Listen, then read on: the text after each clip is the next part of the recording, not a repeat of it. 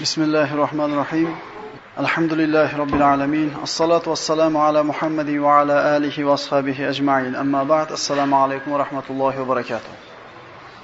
Nihoya qissasi xususida olib borayotgan darslarimizda davom etamiz. Bugungi suhbatimiz ruh va o'lim haqida.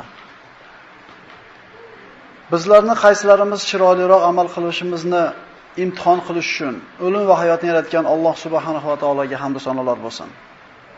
Bu hayotning haqiqati, mohiyati nima? Bu o'limning haqiqati nima? O'limdan keyin biror bir narsa bormi? Yahudlar Nabiy sallallohu alayhi va sallamni sinashlik uchun Quraysh mushriklari orqali 3 ta savolni Rasulullohga yuborishdi. Ya'ni mana shu 3 ta savolning ikkitasi bilan Rasulullohni sinamoqchi bo'lishdi, bittasi bilan esa u zotni yolg'onchiga chiqarmoqchi bo'lishdi. Yuborgan savollarining birinchisi qadim zamonlarda yashagan solih yigitlar kim?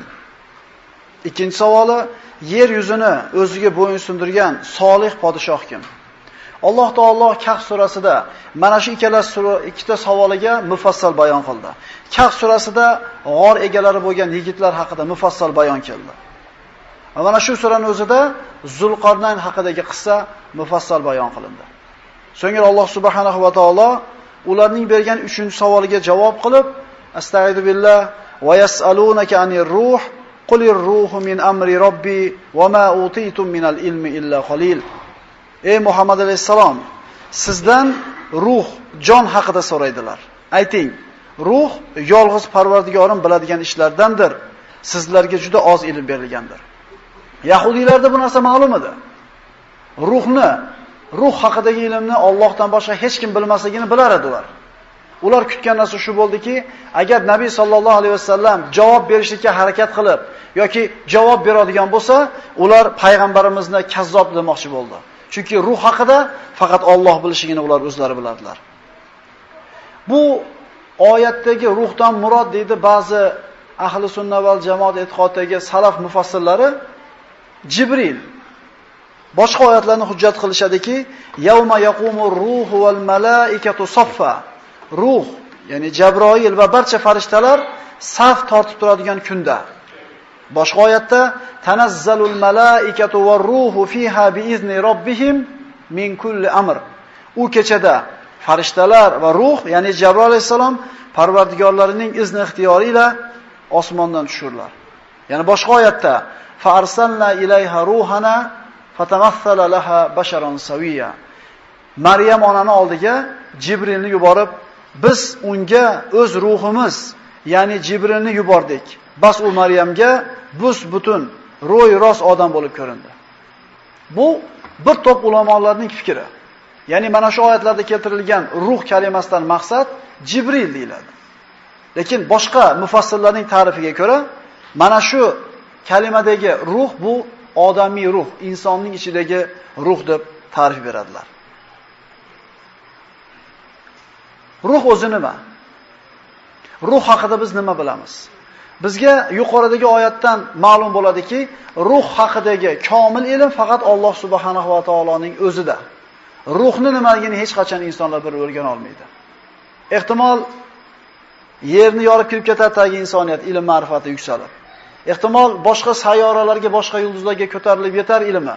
Ehtimol genetik kodini ham yorib tashlar insonni. Lekin ruhni nimaligini bilmaydi. Aniq bilmaydi, chunki Alloh taolo bu narsani o'zining ilmiga xos qildi. Lekin ba'zi ulamolar mana shu ruhga ta'rif bergan holda quyidagilarni yozadi. Xususan Imom Jalil ibn Qoyyim Javziy o'zining Ruh nomli kitobida quyidagilarni bayon qiladi. U kishi aytadi: ruh insonning jasadiga, tanasiga muxolif bo'lgan maxluqdir. Ya'ni oq, qora, qattiq, yumshoq deb qarama-qarshiliklar bo'lgandek, insondagi ruh insonning jasadiga tamomiy muxolif bo'lgan alohida bir maxluq. U oliy, nuroniy, yengil, a'zolarning javhariga yoyilib ketgan, tirik va harakatlantirguvchidir. Davom etib aytadi: gul novdasida namlik kezgandek, zaytun ichida yog' bo'lgandek, cho'g'ning orasida olov yurgandek, ruh inson jasadida, uning a'zolarida kezib yuradi. gul novdasidagi namlik qanday bor bo'lsa, zaytunning ichida yog' qanday mavjud bo'lsa, yonib turgan cho'g'ning ichida olov qanday bor bo'lsa, insonning jasadida, tanasida ruh mana shunday kezib yuradi. Insonning jasadi shu nuroniy xilqatni o'z ichida ushlab turishga yaroqli bo'lar ekan, ruh jasadda birikkan holda turadi. Modomiki insonning jasadi shu ruh degan maxluqni o'zida ushlab turishlikka loyiq bo'ladi, ushlab turishlik sifatlariga ega bo'ladi, ruh jasad bilan birga turadi. Go'yoki bir idishda teshigi bo'lmasa suv turgandek. Qachoniki shu butunlik yorilib yoki bir teshiklik sababli buziladigan bo'lsa, suv chiqib ketadi. Xuddi shunga o'xshagandek, jasad ruhni ushlab turishlik sifatlariga ega bo'lar ekan, ruh jasadda turadi. Inson ruh o'zi bilan birga turar ekan, tirik, ko'rish, eshitish, gapirish va his qilish kabi qobiliyatlarga ega bo'ladi. Ruhsiz esa jasad bunday qobiliyatga ega emas. Jasad faqat ruh bilan tirik bo'ladi. Insonning jasadi shu nuroniy xilqatni o'z ichida ushlab turishga yaroqsiz holga kelsa, ruh jasadni tark etadi hamda ruhlar olamiga qo'shilib ketadi. Inson ikkita narsadan iborat deyildi: ruh va jasad. Qaysinisi insonni ko'proq his qildiradi? Inson jasadi bilan ko'proq his qiladimi yoki ruhi bilanmi? Ruh bilan jasad shunday narsaki, bittasi ikkinchisiz yasholmaydi va bittasi ikkinchisiz yasholaydi. Tana ruhsiz yasholmaydi, lekin ruh tanasiz yasholaydi. Nima uchun? Jasad yerdan chiqqan kimyoviy elementlar yig'indisi, tuproqdan bo'lgan. Bu mana shu dunyoning maxluqi. Endi ruh u dunyoning maxluqi. Alloh taolo o'zining ruhidan chiqarib kirgizgan Odam alayhisalomga hech qachon o'lmaydigan, mudramaydigan abadiy hayot Allohning ruhidan ajralib chiqqan ruh hech qachon o'lmaydi. Jasad ruhsiz yasha olmaydi, lekin ruh jasadsiz yasha oladi. Qiyomat qoyim bo'lar ekan, maxluqotlar bir-biri bilan husumatlashadi. Yubassarunhum law yaftadi min azabi yawmi idin bi bani va sahibatihi va akhi va fasilatihi allati tuwi va man fil ardi jami'an thumma yunji. Qiyomat qoyim bo'lar ekan, inson mana avvalgi darslarda o'tdik, xotin bola chaqasidan, aka ukasidan, ota-onasidan voz kechadi. Bu ham yetmagandek, Alloh taoloning azobidan qutulib qolishligi uchun o'zini bola chaqasini, ayolini, urug'larini, balki yer yuzidagi hamma odamni fido qilishlikka tayyor bo'ladi. Nima uchun? Jahannamga tushmaslik uchun. Yaxshi ko'rgan bolasini, yaxshi ko'rgan aka-ukasini, yaxshi ko'rgan ayolini, balki ota-onalarini qo'shib, yer yuzidagi hamma odamlarni o'zi do'zaxga tushib ketmasligi uchun ularni fido qilishga tayyor bo'ladi. Bu qanday dahshatli holat. Bunga ajablanmaslik kerak. Imom Jalil ibn Taymiya o'zining fatvolar majmuasida shunday bir so'zni keltiradi. Qiyomat kunida bir banda boshqalar bilan husumatlashishlik emas, balki insonning o'zi bilan husumatlashadi. Insonning jasadi ruhi bilan husumatlashadi. Ya'ni inson o'zi ikkiga bo'linib olib, bir-biri bilan husumatlashadi. Ibn Taymiya aytadi: ruh qiyomat kunida jasadga qarab, endi bo'linishib oldi ikkovi. Ikkovi bir-biri bilan bahs qilyapti. Ruh jasadga aytadi: sen gunohlarni qilgansan. Sen aroq ichgansan, sen zino qilgansan, sen urushgansan, sen birodar haqini yegansan, sen falon ishlar qilgansan. O'shuning uchun seni azoblashlik kerak dedi. Alloh taolaning azobidan qutulishlik uchun ruh bilan jasad bir-biri bilan bahs qilyapti. Shunda jasad ruhga qarab, sen buyurgansan bularda. Agar sen buyurmaganingda qilarmidim deydi. Ruh bilan jasad o'rtasida husumat ketyapti. Shunda Alloh subhanahu va taolo bu ruh bilan jasadning o'rtasida hukm chiqarishlik uchun bir farishtani yuboradi. Farishta keladi, ruh bilan jasadga qarab turib, sizlarning ikkalaringizni misolingiz bog'ga kirgan ikki kishiga o'xshaydi. Ularning birini ikki ko'zi ko'r, ikkinchisini ikki oyog'i shol. Bog'da ikkita ko'zi ko'r odam o'tiribdi, bitta ikkita oyog'i shol odam o'tiribdi. Shol ko'rga qarab aytadi: men bir mevani ko'ryapman, lekin ololmayman. Oyog'i shol. Ko'r aytadi: men ola olaman, lekin ko'ra olmayman dedi. Shol ko'rga aytadi: meni ko'tar, birgalashib olamiz deydi. Ko'r keladi, sholni ko'taradi, shol o'ngga yur, chapga yur deydi, ikkalasi teng mana shu mevani uzadi. Farishta so'rayapti. Endi ularning qaysi birisiga uqubat beriladi? Qaysinisini jazolash kerak desa, ruh ham jasad ham ikkalasini ham teng jazolash kerak deganda, sizlarning misolingiz ham xuddi shunday deydi. Ya'ni inson dunyoda savob ishni ham, gunoh ishni ham ruhi va jasadi bilan teng bajaradi. Binoan alayh jazo ham, mukofot ham ikkalasiga teng beriladi. Bomdod namoziga uyg'ondingiz.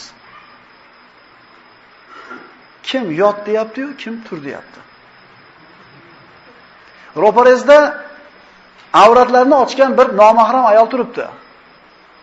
Qaysinisi qara deyapti-yu, qaysinisi ham qara deyapti.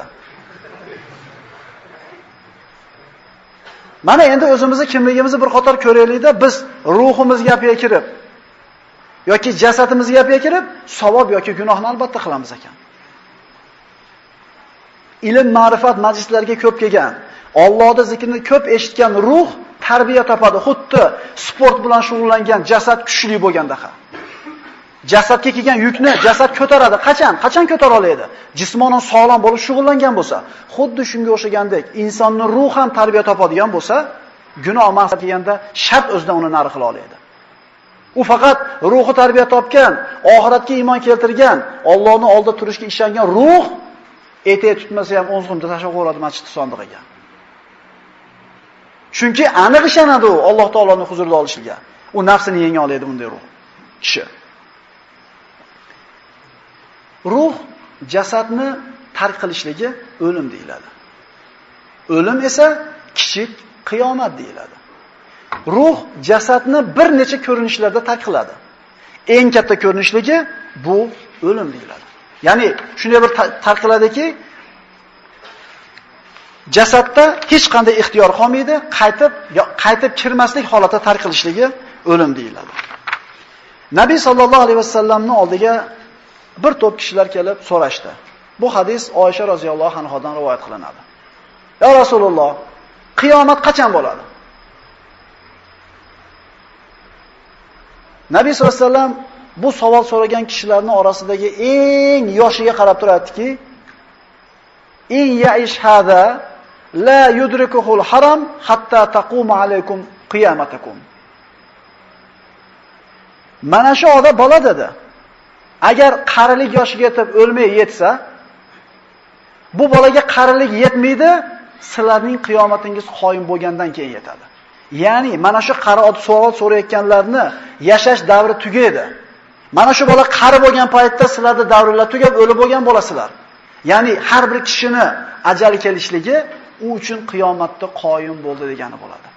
Shuning uchun insonning jasadini, ruhi tark chiqib ketishiga o'lim deyiladi. Bu o'lim kichik qiyomat deyiladi. Ruhni, jasadni tark qilib ketishligini boshqa bir ko'rinishi ham bor. Bu uyqu deyiladi. Uxlayotgan odam tirik, lekin tirik uyg'oq odamning singari o'zida harakat, gapirish, eshitishlik his-tuyg'ularga ega emas. Bu ham ruhni jasaddan ajralishligining xos bir ko'rinishi. Uyqudan turganda o'qigan duo: Alhamdulillahillazi ahyana ba'dama amatana va ilayhin nushur. Bizlarni o'ldirib, keyin qayta tiriltirgan Alloh taologa hamd va sano bo'lsin. Ya'ni bu payg'ambar sollallohu alayhi vasallamdan vorid bo'lgan ma'sur duoda aytilyaptiki, bizni o'ldirib turib, yana qaytarib tiriltiryapti. Ruhimizni olyapti Alloh taolo, so'ngra ajali kelmagan kishilarning ruhlarini qaytarib jasadiga kirgizib qo'yapti. Alloh taolo Qur'onda quyidagi oyatlarda marhamat qiladi. Wa huvallazi yatawaffakum bil-layl va ya'lamu ma jarahtum bin-nahar, thumma yab'athukum fi thumma liyuqdiya ajalun musamma. U kechasi joningizni oladigan, ya'ni uyqu beradigan, kunduzi qilgan ishingizni bildiradigan zotdir. So'ngra aytilgan ajal, yashash uchun berilgan muhlat ado qilinishi uchun unda ya'ni kunduzi sizlarni tiriltirur. Alloh taolo uxlaganinglarda joninglarni oladi deyapti. Hali ajali yetmaganlarning ruhini qaytarib beradi deyapti. Endi ajal yetib kelganlar bo'lsa, ruhni jasadga qaytarmay qo'yadi, uxlagan holda vafot topadi. Demak, har kuni o'lib tirilamiz, birodarlar. Bizni uxlatayotgan kim? Alloh. Uyg'otayotgan. Bu dunyoga uyg'otmaydi bizni. Dadamiz ham uyg'otmaydi. Bizni ruhimizni qaytarib Alloh kirgizmasa, to'g'ri. Ruhimizni qaytarib Alloh taolo bizga qaytarib bermasa, kim uyg'otadi? Allohu yatawaffal anfusa hina mautiha wallati lam tamut fi manamiha fayumsiku allati qada 'alayha al-maut va yursilu al-ukhra ila ajalin musamma. Jonlarni o'lim vaqtlarida hali hanuz o'lmaganlarini esa uxlayotgan paytlarida Alloh olur. Bas o'zi o'lim hukm qilgan jonlarni bandalarga qaytarmasdan ushlab qolur, boshqalarini esa belgilagan bir muddatgacha qo'yib yuborar. Ya'ni Alloh o'ldiryapti, Alloh tiriltiryapti. O'limni eslash insonga og'ir botadigan ishlardan. Uni zikr qilishni inson xohlamaydi. Doim orzu-havas bilan yashashni xohlaydi. O'limni gapirsang hech kimga yoqmaydi. Alloh taolo orzu-havasga oshiqcha berilib ketib, o'limni esdan chiqarib qo'yishidan qaytarib, qo'ydagi olatni marhamat qiladi. Kullu nafsin za'iqatul maut va innama tuwaffawna ujurakum yawmal qiyamah faman zuhziha 'anil nari va udkhilal jannata faqad faz va mal hayatud dunya illa mata'ul ghurur. Har bir jon o'limni topguvchidir. Va qiyomat kunida hech shak shubhasiz ajr savoblaringizni komil suratda olursiz. Bas, kim do'zaxdan chetlatilib jannatga kiritilsa, muhaqqaq baxt saodatga erishgay. Bu hayotda dunyo esa aldaguvchi matodir. O'lim shunday bir Alloh taoloning hukm qilib qo'ygan hukmiki, qachon kelishligini banda bilmaydi. Qayerda kelishligini bilmaydi. Nabiy sollallohu alayhi vasallam aytadilar, Alloh taolo bir bandani jonini muayyan bir joyda olmoqchi bo'lsa, shu bandani o'sha joyga bir hojatli qilib qo'yadi. Ish shu boradi, joni shu yerda olinadi. Ajal quvibdi. Yo'q, ajal quvmaydi, ajal kutib oladi. Biz o'zimiz qul innal mautal-lati tafirruna minhu fa innahu mulaqikum. Ayting ey Muhammad alayhisalom, sizlar qo'rqib qochayotgan o'lim sizlarni ro'paranglardan chiqadi deydi. Inson qachon, qayerda, qanday o'lishini bilmaydi. Biron jon ertaga nima ish qilishini bila olmas. Biron jon qayerda o'lishini ham bilmas, faqat Allohgina bilguvchi va ogoh zotdir. Kim biladi? Mashhada o'tirganlar qaysinisi uyga yetib boradi? Kim biladi buni? Alloh taolo o'ziga olib qo'ygan 5 ta ilm bor, hech kimga bildirmagan. Shulardan bittasi g'ayb ilmlardan, inson qachon va qayerda o'lishini bilmaydi. Uni faqat Alloh taolo biladi. Agar banda qachon va qayerda o'lishini bilsa, gunoh ma'siyatga botib ketadi. Chunki hali bor 60 ga.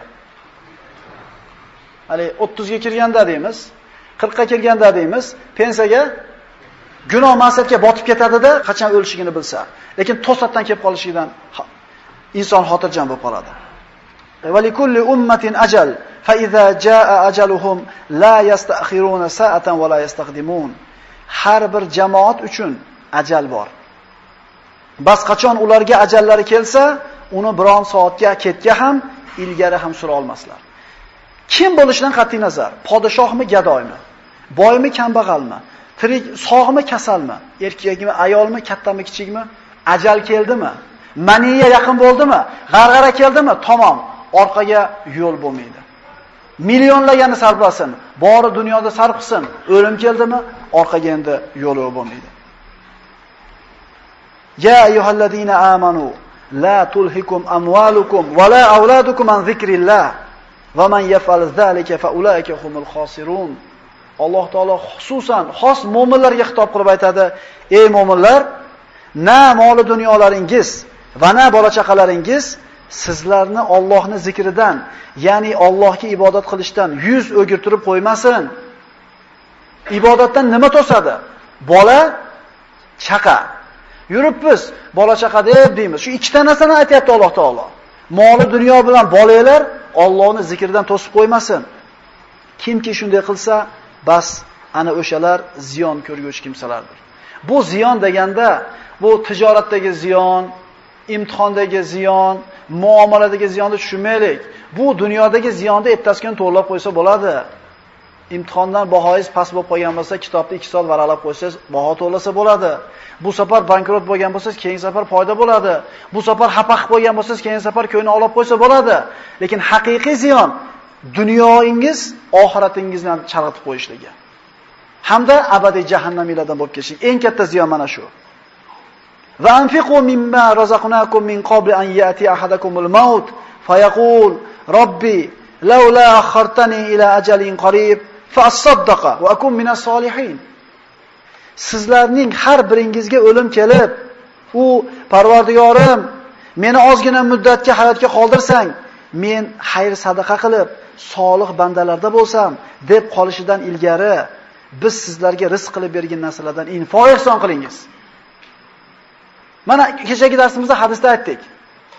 Ya Rasululloh, eng afzal sadaqa qaysi deb so'raganda, anta tasaddaq va anta sahihun, shahihun, takhshal faqr va ta'manul ghina. O'zing sog' bo'lib, baxil bo'lib, kambag'al bo'lishidan qo'rqib, boy bo'lishdan umid bo'lib turgan paytda qilgan sadaqang eng afzal.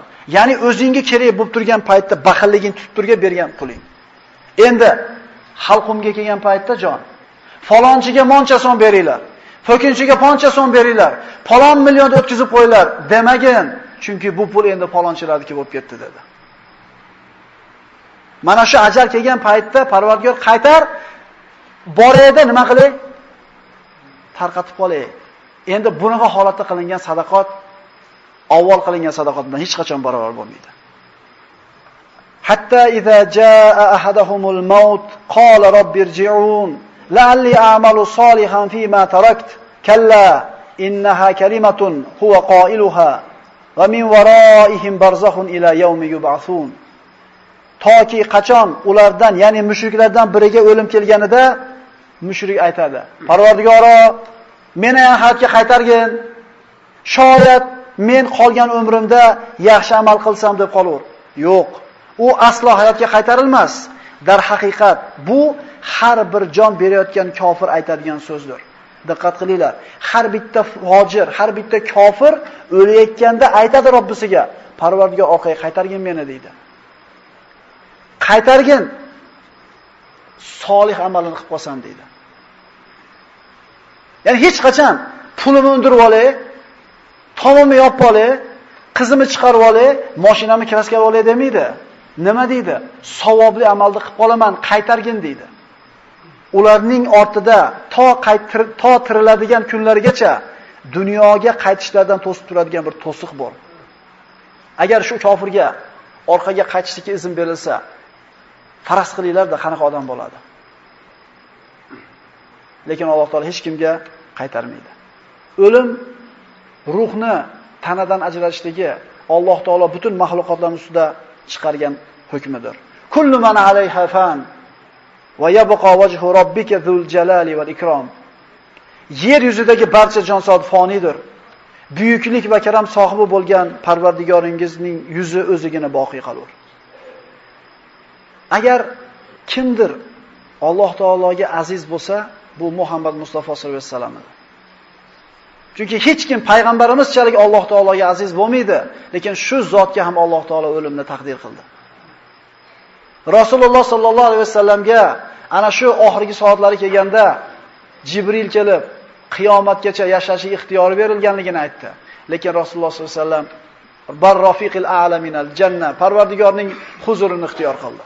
Agar dunyoda qolishlik zo'r narsa bo'lganida, payg'ambarimizga ixtiyor berilganida, qiyomatgacha yashaysiz, yer yuzi islom bilan obod bo'ladi, keyin o'lib jannatga kirasiz yoki hozir o'lib Parvardigorning huzuriga borasiz. Agar dunyoda qolishlik yaxshi narsa bo'lganida, payg'ambarimiz shu hadisda aytganda payg'ambarimizni qo'ltig'idan ushlab turgan yigit xursand bo'lgan: "Ya Rasululloh, bizni tanladingizmi? Bizni tanladingizmi? Biz bilan qolasizmi?" deganda, payg'ambarlarga ixtiyor berilganda birortasi dunyoda ixtiyor qilmagan degan. Bu o'lim boshimizga keladigan narsa. Biz buni xohlaymizmi, xohlamaymizmi? Shu bandasiga ham Alloh taolo uni taqdir qildi. "Va ma ja'alna li basharin min qablikal khuld, afa immitta fahumul khalidun." Ey Muhammad, biz sizdan avval ham biror odamzodga abadiy hayot bergan emasmiz.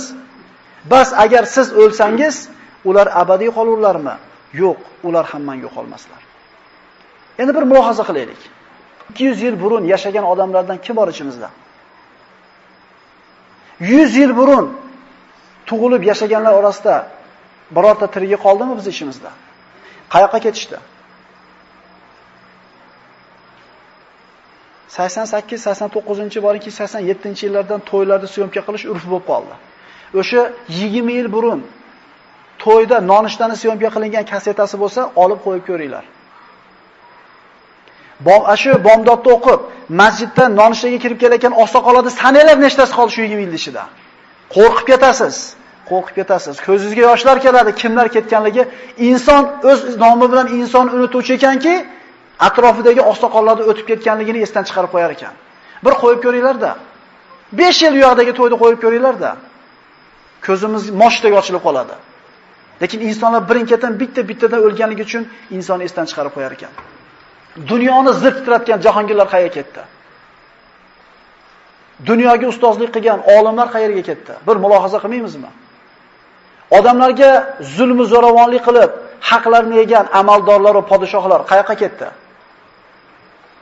Kimgadir yaxshi ko'rinaman deb, yaqinlarini sotib, xiyonatkorlik qilganlar qayerga ketdi? Islomni afyun deb, islomni zahar deb, islomga qarshi kurashgan tuzum qayoqqa ketdi? Bitta insonda umri yetmadi, 70 yilda yo'qib ketdi. Haqni insonlarga yetkazish yo'lida jonini fido qilganlar qayoqqa ketdi? Bizni va ota-bobolarimiz, ota-onalarimizni tarbiya qilgan bobolarimiz qayerga ketdi? Mulohaza qilaylik. O'lim narigi xonaga chiqadigan eshik. Ya'ni shunday xonaki, bu kichkina xona edi. Bu vaqtinchalik xona edi.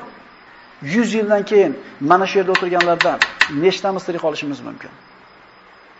Shoir aytgandek, bu bog'da ichida gullab yashnaganinglar bilan g'ururlanmanglar, ey gullar. Zero o'tgan yilgi chiqqan gullarda birortasi tirik emas hozir deydi. Biz hozir gullab yashnab turganligimiz bizni g'ururlantirib qo'ymasin. Aqulu qawli hada va astagfirulloh li va lakum. Assalomu alaykum va rahmatullohi va barakatuh.